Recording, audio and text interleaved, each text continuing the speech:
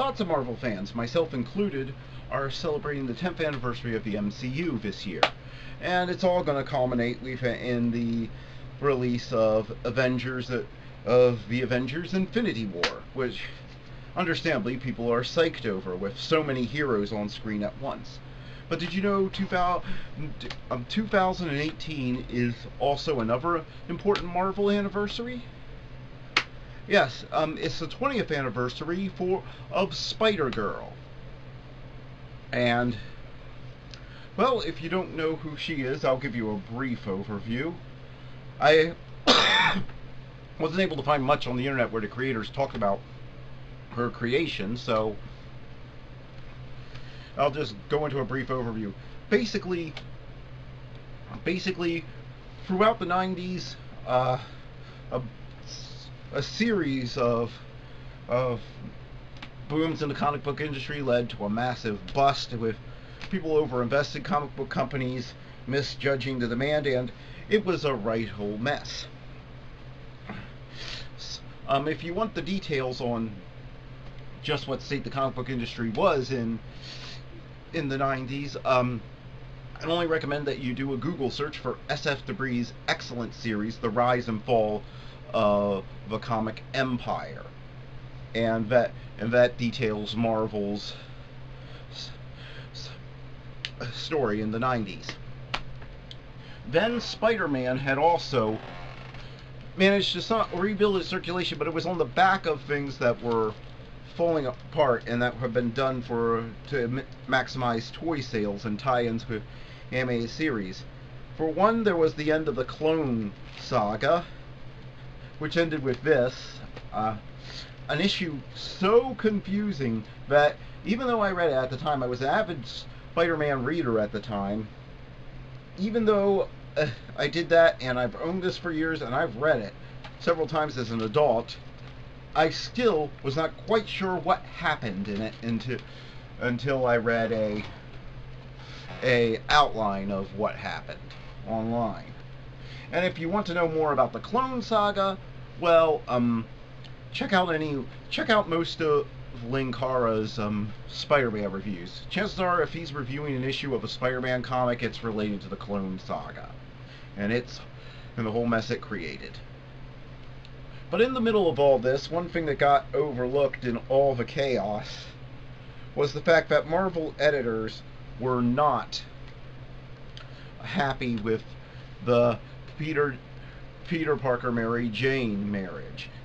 They would get rid of it 10 years later, but at the time they weren't happy with it. But they had also made the call to make Mary Jane pregnant.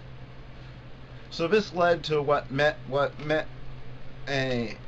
people, myself included, believe to be the disgusting decision to have Mary Jane miscarriage, just because they were looking for ways to end the marriage, but they thought it would make Peter look like a bad guy if he ran off on his wife and child. And yeah, having Peter abandon the responsibilities of his marriage, it totally destroyed the character and stopped people like me from reading when they did it. Yeah. Great power comes great responsibility doesn't really ring true when you're abandoning your most basic personal responsibilities yourself. Kind of makes you look like a hypocrite to be going out and punching guys in the face when not being when you don't take any basic responsibilities in your own personal life. However, and this proved very controversial, and it seems that at some point Tom DeFalco, a longtime Spider-Man writer, and came up with the idea for Spidergirl. Seen here. It would be a title that takes place in an alternate universe and set in the future, and it would explore what the Clone Saga and life in general had done to Peter Parker and Mary Jane, and follow their teenage daughter, May Parker, also known as Mayday. Her character would proceed to win people over, and her first book alone would become Marvel's longest-running comic book with a female lead. And she would have 2 more follow-up titles that carried on her legacy in the guise of the Amazing Spider-Girl and Spider and the Sensational Spider-Girl. She would, and while she would be undone by one more day, and while it was technically an alternate universe, it was also treated by many fans and sometimes writers as the future of the Marvel Universe. In fact, it would spin off a whole nother line of books related to her future called the M2 timeline that would end up getting their own imprint with its own mark on the cover at one point, as you can see here. And so she premiered in an issue of What If. It was volume 2, 105. I don't happen to own that. However, most of the book, with a few pages missing, was reprinted as Spider-Girl number 0. Yeah, I hate issue number 0s. It's just confusing for new collectors, and it just makes... But it's not as much as I hate this. I'm having to read from this, because I don't actually own it. A trade, which... I'm glad this style of trade went out of style. The lines, at this size, the lines smush together, and it makes it hard to read, but strap yourself in, because we're going in.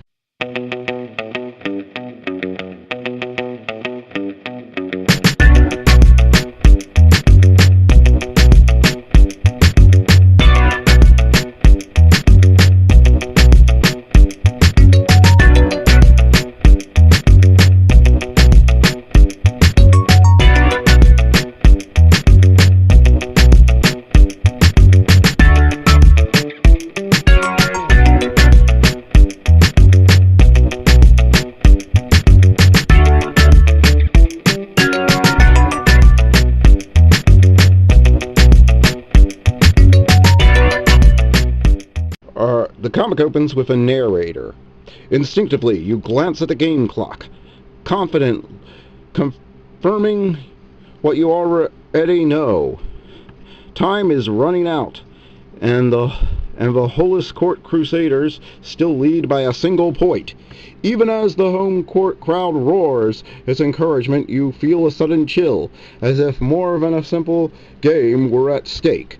As if tonight were the turning point in your life. Such thoughts are soon forgotten as the Crusaders' top scorer suddenly breaks towards the basket.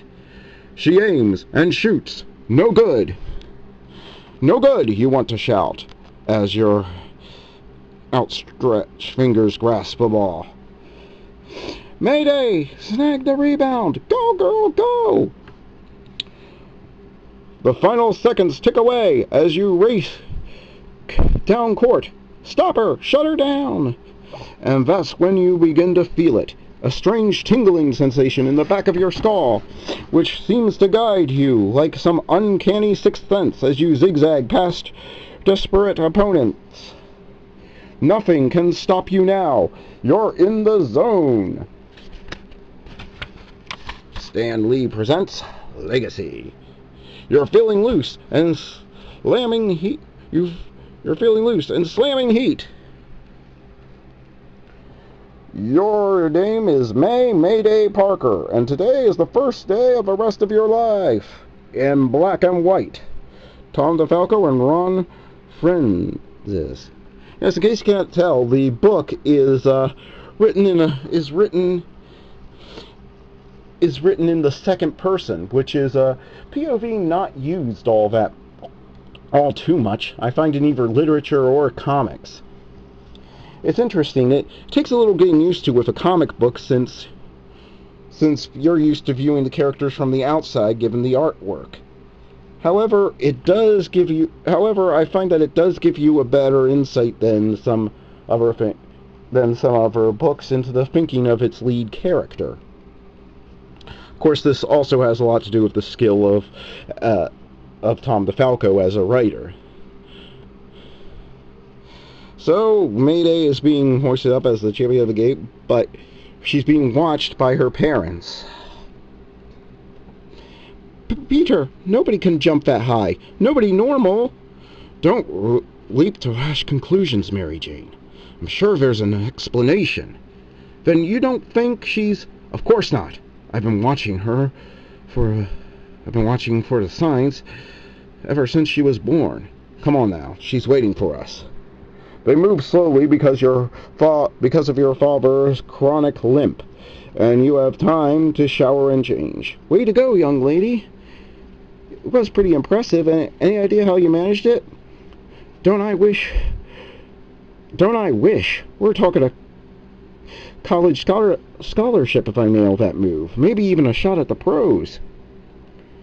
Yeah. The strange tingling unexpectedly returns, but you don't know why. You alright, May? You suddenly look a little pale. Guess I'm okay. My spider sense, warning me of danger. It's passing, but I don't know. A puzzled expression on May's face. Did she feel it too? Hi, Doctor. Hi, Mrs. Parker. Your girlfriend Brad Moo invited to join our victory celebration. Sounds cool. Davida? I've never seen this name before or met anyone with it, so I have no idea how it's pronounced. No need to miss a party on our account, May. You belong with your teammates tonight. Yeah, we'll catch you tomorrow. Don't bounce me, you guys. You can all hang out together. Like that'll ever happen. Yeah. They did not predict the future correctly. Listen to this line. Which is right, May. It's just going to be for your team of football players. But look, however happened, we're going to a party, not a computer seminar. Yeah, because they're geeks, so they're all using computers, and nobody besides geeks use computers. They did not predict a future where we'd all have a powerful supercomputer, or what would be considered a supercomputer back in '98, in our pockets that we carry with us. So May's friends leave, and May decides to stay with the geek friends. As you can see, she straddles between... She's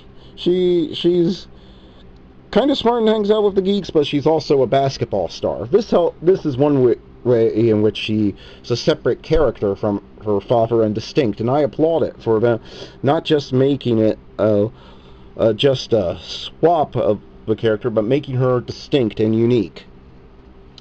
You'll also notice that her hair is black in these comics. In these early issues, her hair is drawn pretty much pitch black, whereas it would go to a dark red later on, and that to match Mary Jane's. Kind of weird if you're used to the later issues, to go back to these early ones.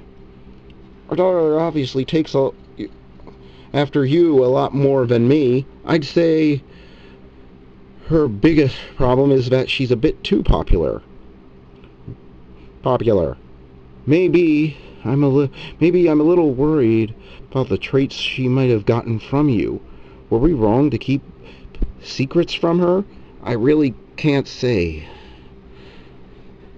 All I know is that anything to keep her safe and assure her happiness. And Peter goes on to tell that how when May was 2 years old, he had his final confrontation with Norman Osborn, the original Green Goblin. The battle caused Norman to die, but also caused an explosion that killed Norman, but also blew off Peter's leg.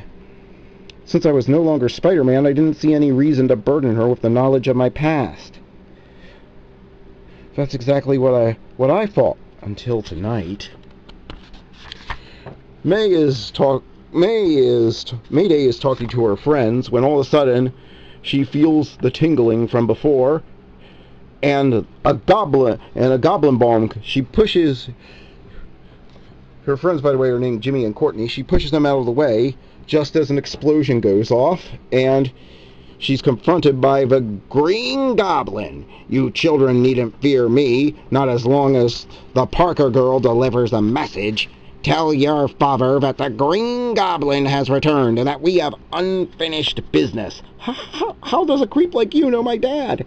You be surprised, young May. I'll meet him at the bridge at midnight tomorrow. Bridge? What bridge? Trust me, he'll know. And he flies off. Yeah. The Green Goblin? That's what he called himself. It's a case of mistaken identity, right? I mean, like, I know Dad works in the police lab. I try to calm down.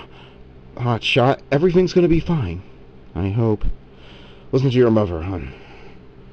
I'm sure I can straighten this out with a few phone calls.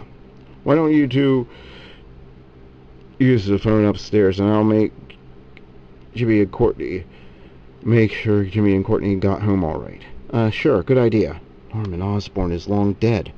So is Harry, who took on the Goblin identity. But Harry had a son, Normie, who should be about, 19 or 20 by now? His mother remarried, and I haven't spoken to her in years. Peter discovers that Normie's mother is in a hospital, and she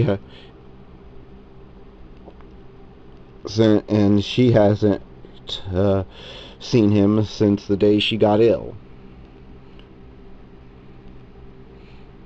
When does it end, Mary Jane? Peter berates himself for not doing more to protect his family, as you would expect. You and May deserve better. Maybe you were right earlier when you said we should have told her. She has a right to know the madness she's been born into. She's a good girl, strong and independent of whatever else you and I might have screwed up in our lives. We did all right as parents. She can handle the truth. Besides, she has the right to know who she is, especially if her powers are starting to kick in. She already knows who she is, Mary Jane. She's our daughter. Everything else is just part of the entire picture. I know, Peter, and I'm telling you, she can handle this. She can handle being the daughter of Spider-Man. Yeah, as you can see, May overhears that startling revelation. We then see Normie vowing revenge, looking all sinister. Peter then goes to the headquarters of the Fantastic Five, who in the future are led by Johnny Storm, the Human Torch, one of Peter's friends who's still in action. He goes to get them help, but they are out on an intergalactic mission, so he can't get help from them. He next decides. We then go back to May. 20 straight swishes. I used to think my athletic skills were the result of training and practice and hard work. But I'm just some kind of freak. Say, exactly how freaky am I? Exploding into action, you hurl yourself from wall to wall, somersaulting and ricocheting from floor to ceiling, and pushing yourself like never before. Whoa, this is too cool. Being a freak may actually be all it's cracked up to be. Uh-oh, that tingling is back. And hey, it's Davida. Something tells me I better keep the lid on my powers.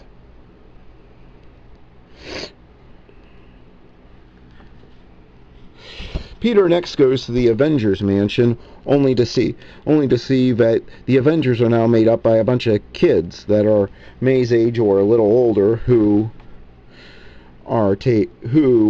he doesn't know.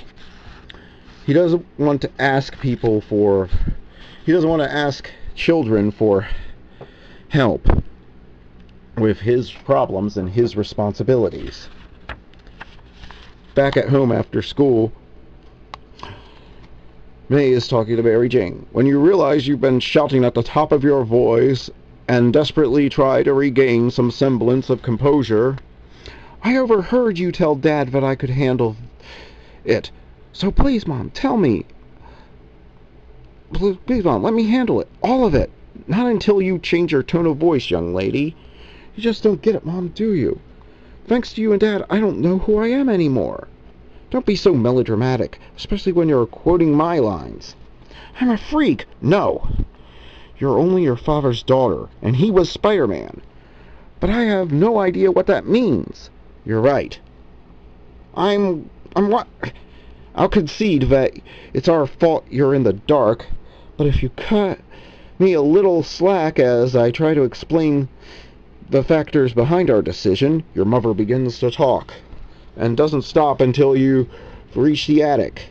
So that's how Dad lost his leg. That's it. Since he couldn't be Spider-Man any longer, we honestly thought we could spare you this misery. I can see how you were only trying to protect me, but you should have known it wouldn't work. Even if Normie hadn't gone crackers, the emergence of my powers could have been a dead giveaway. Would have been a dead giveaway. Besides, you can't save someone from who she is, or from the responsibility she shares. Hey, how come there are two different costumes there? That one belonged to your Uncle Ben. Dad used to tell me stories about him. He was a hero who died before I was born. Yeah, that's why I went to the trouble of mentioning the Clone Saga in the issue, in the intro. Ben Reilly was the clone of Spider-Man who was a hero who wore his own distinctive costume, first as a Scarlet Spider and then his own distinctive Spider-Man costume during the Clone Saga, and there was an open question as to whether Peter Parker or Ben Reilly was the original or not the clone. I take it this Spidey thing sort of runs in our family, kind of like the Osborns and their green scene. Mom, what will Dad do about Normie? What he always does, baby. He'll make things right, if he can. We next see Peter on the bridge where Gwen Stacy was thrown off of, and his webbing killed her way back when he was battling Norman Osborn. Spider-Sense signals and he gets out of the way of a goblin bomb just in time. Hello, Norman. Hello, Uncle Peter. You didn't wear your play clothes, Uncle Peter. My date was supposed to be with Spider-Man. He doesn't exist anymore, Norman. He died the same night as your grandfather. There's no need for us to fight. I'm afraid you're wrong, Uncle Peter. You say Spider-Man is dead, you one-legged loser, but you're still breathing. Is my grandfather? Is my dad? This war ends when I stand over Spider-Man's corpse. I'll get you to change into costume. I can be very persuasive. Just ask young May. Leave her out of this, Norman. It's strictly between you and me. Nope, it's a family affair, as I recall. I swear to you, Norman, I'll do whatever is necessary to protect my family. Oh, Uncle Pete, I believe you. Is that a police special you're packing, or are you just happy to see me? This is actually interesting, and that it shows just what lengths Peter will go to in this universe, and what losing his leg has done to make him cautious, since you can't see the current Spider-Man holding it. But there is a good character-based explanation for why he has the gun. Mary Jane then shows up and tries to talk Norman down, but no dice. He then destroys Peter's gun. Peter tells her to go. Too late for any of us. I'm going to give one last chance to slip into your spandex playsuit. Do I fry Aunt EM's pretty face, or do I get Spider-Man? You want a Spider-Person, Normie? Face it, Tiger, you just hit the jackpot. The familiar words spring from your mouth, a nervous rush. Words you learned at your mother's knee. Words which left a lasting impact on your father and will hopefully have a similar impact on Normie Osborn. She then fights Normie Osborn as Peter and Mary Jane look on and are horror-struck to see her using her powers and just how much danger she's in. She then webs up one of She learns quickly and webs up one of his bombs in his hand, which then explodes. You have great powers, and an even greater sense of responsibility. She then saves Normie when he falls in front of a truck and knocks him out. I know he tried to kill us, Dad, but I still feel sorry for him. Kinda stupid, hon. Huh? Hardly, honey. The Osborn saga has always been a tragedy. Spider-Girl, Spider-Girl, don't you make your little head twirl. My little brown-eyed Spider-Girl, she does one heck of a spider twirl. Hey there goes that Spider-Girl. Spider-Girl, kids really lost it. The comic ends with Peter forcing May to burn the Spider-Man costume and the webbing that he had left over, so that she won't be tempted to go out as Spider-Girl again. But it ends with a panel showing that she has a bunch of blueprints and other things of Peter's that she smuggled into her room. All you know for sure is that your name is Mayday Parker, and this could be the first day of the rest of your life. This issue is really great. It does a good job of introducing a whole world, a whole new character, and actually advancing the story of Peter Parker as well as his daughter, and it does it all in one quick, self-contained story. But nevertheless has a lot of dramatic flow to it, and it shows you just in what areas. And the character of May is well formed from the beginning. You can tell that she really feels like the organic product of being raised by Peter and Mary Jane, and that she has traits from both of them. And as I said, she isn't just a carbon copy living the same life as Peter, just as a girl, as so many other characters in comics tend to be when they make a gender-flipped version. Instead, this character was created to be a character, not just gender-flip the existing character, and it shows. The artwork is mostly good. Sometimes the faces are a little weird. I don't know if that has anything to do with 90s printing technology or something, but still, for late 90s art, it's really good.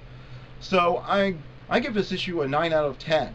It's a great start to a great series, and I'll be coming back to it very soon to look at the issues that explain how she continues as Spider-Girl. Hope you enjoy it, and hope this introduced you to a facet of the Marvel comic book universe you may not have read before. If you want to find these issues, they go pretty cheap on eBay and in bundles, or you can find them on Comixology.com, the digital comic book website, for $1.99 per issue. Thank you, and see you later.